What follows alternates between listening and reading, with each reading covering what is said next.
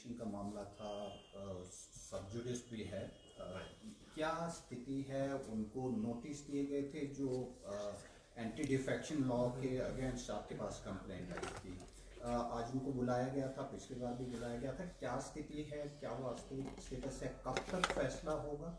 Because court ने date भी fix कर दिया फॉर द मैटर। ऐसा है कि आप जानते हैं ये सारे घटनाक्रम को, जो रेजिग्नेशन था वो 22 को हुआ, 22 मार्च, और 23 को तीनों माननीय विधायकों ने भारतीय जनता पार्टी को ज्वाइन कर लिया।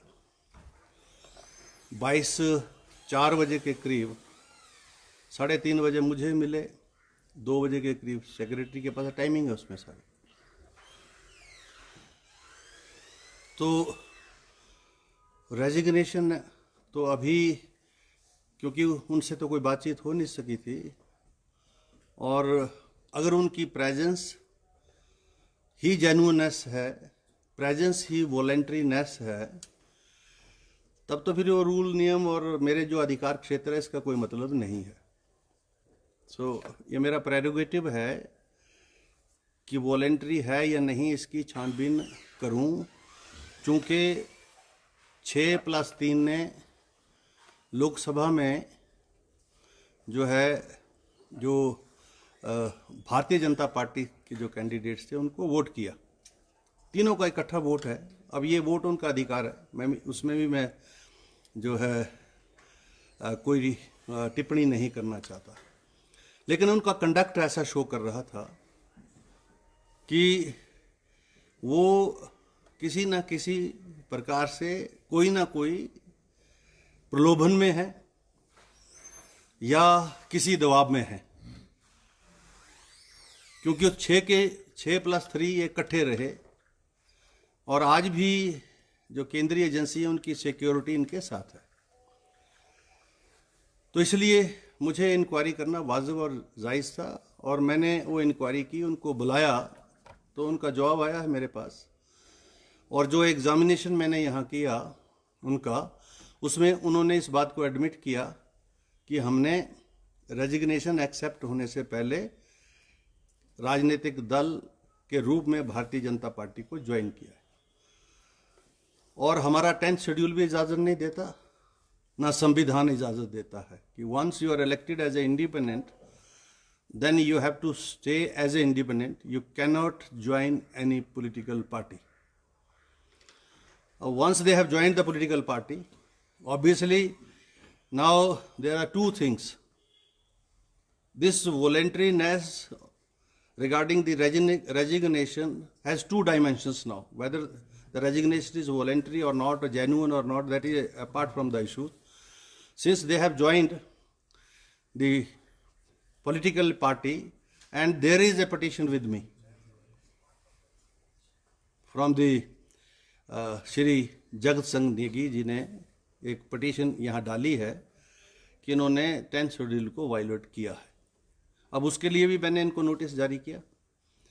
तो पिछले जो हमारी यहाँ पर जो मैंने डेट रखी थी उसमें नहीं आए वो, और यहाँ आज भी मैंने रखा था, आज none of the parties are present, maybe because of the electioneering and all that.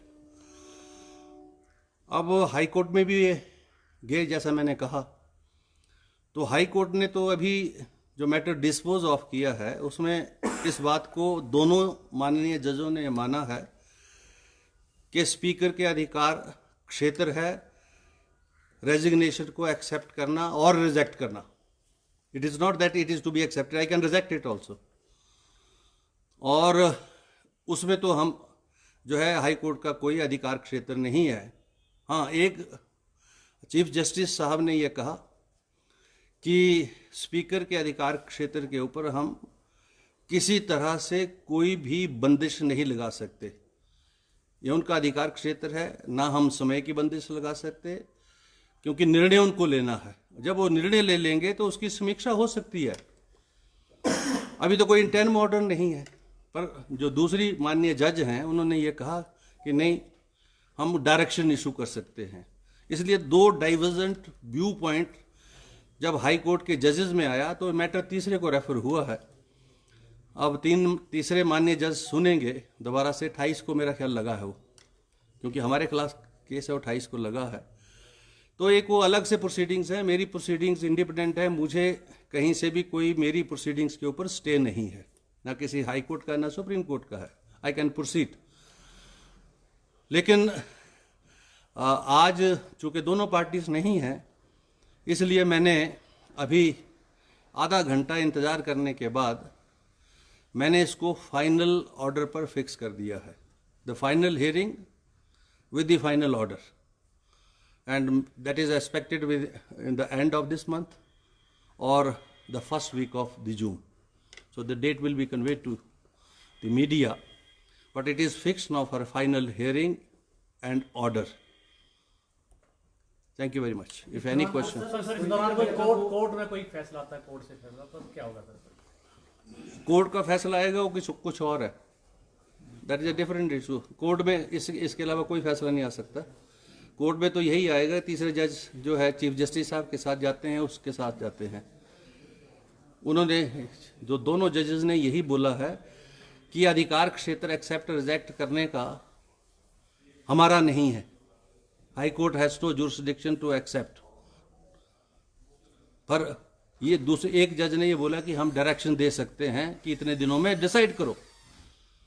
तो अभी तो डायरेक्शन जब आएगी तो देखेंगे, पर हमने जब फाइनली डिस्पोज ऑफ के लिए रख दिया, 28 को लगा है। I may decide it by the end of May also, I can decide it in between also, but since the political parties, they are in a campaign, and both the parties, they don't have time जो लग रहा है उनके conduct से, तो इसलिए मैंने तो अपना ऑर्डर करना है। सर क्या साधारण शब्दों में समझाएं जरा, एक मौका उनको दिया जाएगा अपना पक्ष रखने के लिए, ये सब? मैं फाइनल जो है हियरिंग पर लगा दिया। दोनों पॉलिटिकल पार्टीज को मैं इन्फॉर्म कर दिया कि on such and such date this case will be finally disposed of from the Vidhan Sabha. फिर जुडिशियल स्क्रूटनी में जिसने जहाँ जाना है वो जा सकता है, उसका अधिकार क्षेत्र है।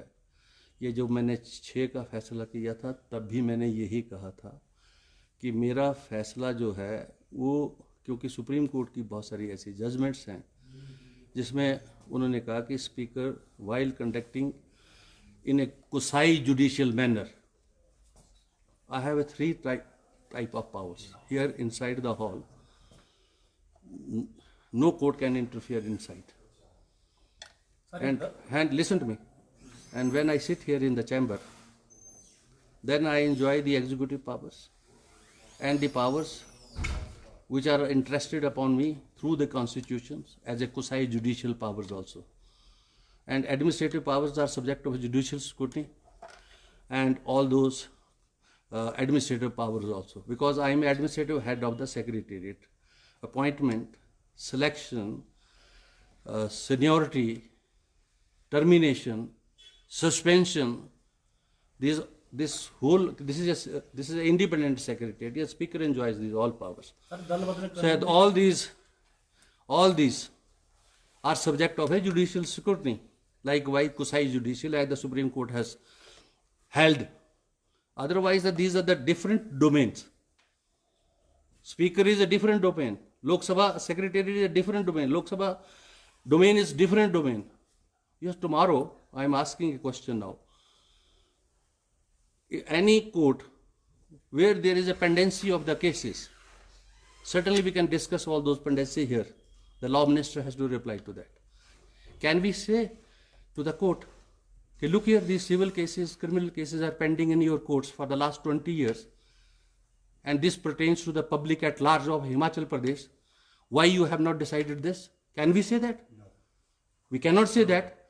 Likewise, we all are independent in our own affairs, and there is a check and balance on each and every body. Though the parliament has a power to impeach. So, without deliberating on further on all these lines, let me say, now my domain is an independent domain, that is a subject of judicial scrutiny. They have been to the Supreme Court. No relief was granted in the Supreme Court, and now they have withdrawn the issue. And the Supreme Court has also commented. We knew it. So my domain is different. I am working under the Constitution. And it is an elected house. And I am an elected Speaker of this house. And there, you see, when I go outside the Vidhan Sabha, I belong to a certain ideology. It is not me, Vittal Bhai Patel, the first speaker. So when I am a political person, certainly I can work for a political person also, party also. Where is the embargo on me? Sir इसमें दल बदल कानून के तहत भी कार्रवाई हो सकती है क्या? वही उसी के तहत तो कार्रवाई हो रही भाई साहब। वही तो पिटीशन है नेकी जी की कि जब तक इनका जो है रेजिग्नेशन एक्सेप्ट नहीं हुआ, इन मान्यों ने दूसरे जो राजनीतिक दल है उसको ज्वाइन कर लिया। और उसका आप बोल रहे इन्फ्लुएंस नहीं है। जयराम जी क्यों गए इनके साथ? मेरे साथ डॉक्टर जनक और वर्मा जी क्यों आए? What association they have with those people? So they are no more independents. They are under the influence of certain ideology.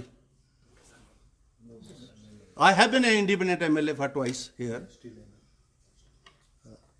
Sir एक पॉलिटिकल है सर, एक सवाल थोड़ा सा। एक बीजेपी ने कंप्लेंट की है सर आपके खिलाफ कि आपने जो प्रत्याशी है विक्रम नित्या सिंह के साथ में साझा किया है मैंने, और मैं कर भी रहा हूँ, आगे भी करूँगा। मैं आगे भी करूँगा क्योंकि अंदर मैं निष्पक्ष हूँ, दोनों दलों के लिए, सभी सामान्य सदस्यों के लिए। यहाँ आता हूँ तो मेरी एडमिनिस्ट्रेटिव पावर्स हैं which are subject to judicial scrutiny. I am a political person. Once I will be elected, thereafter I can be a speaker. Once I have to be MLA, thereafter I can be a speaker. So I belong to certain political ideology and there are elections. Om Birla ji ने भी election लड़ा है फूल के निशान पर। मेरा निशान हाथ है, हाथ से मैं चुनाव लड़के आया हूँ, तभी विधायक बना। अंदर में हाथ नहीं दिखाता। पर दो जो माननीय यहाँ पर रहे हैं स्पीकर, वो तो कुर्सी पर अंदर वाली विट्ठल भाई पटेल की कुर्सी पर बैठकर बोलते थे हम तो RSS से संबंधित है। We are proud to be a member of the RSS, which was shocking state of affairs with mister Bindal and mister Parmar. ये they are talking about the ethics in politics. It is a shocking state of affairs. हम तो बाहर जाके जो है party के candidates के लिए काम करते हैं, कर भी रहे हैं। अगर कोई एम्बार्गो होगा मेरे पर कॉन्स्टिट्यूशनल तो बता दें। इलेक्शन कमीशन को इन्होंने लिख के दिया है तो देते रहे। इनके खिलाफ भी बहुत सारी शिकायतें हुई हैं। इलेक्शन कमीशन को कॉन्स्टिट्यूशन से ऊपर नहीं है। आज की स्टेटमेंट पढ़ी पी चिदंबरम की। We must discuss the election commission activity in the parliament also.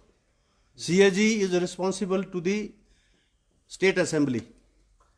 All bodies, public service commissions, subordinate commissions, their reports are laid here in the Vidhan Sabha. Those two speaker you have named, वो कहते थे कि जो RSS है that is a social organization, सामाजिक संस्था, not a political party. भाई आप जब अंदर बैठे हुए कुर्सी पर तो आप किसी भी संस्था से संबंधित नहीं है, चाहे वो सामाजिक है चाहे वो राजनीतिक है। कुलदीप सिंह ने जब से एज ए अध्यक्ष पदभार संभाला है, अंदर की कार्रवाई निष्पक्षता से होती है। सभी सामान्य सदस्यों को जो उनका समय है उससे ज़्यादा समय मिलता है, क्योंकि वो समय मैं उनको नहीं दे रहा हूँ। उनके द्वारा हिमाचल प्रदेश के विषयों की चर्चा इस मान्य सदन में हो, नियमों में नीतियों में परिवर्तन हो, सरकार को कटघरे में विपक्ष के लोग खड़ा करें।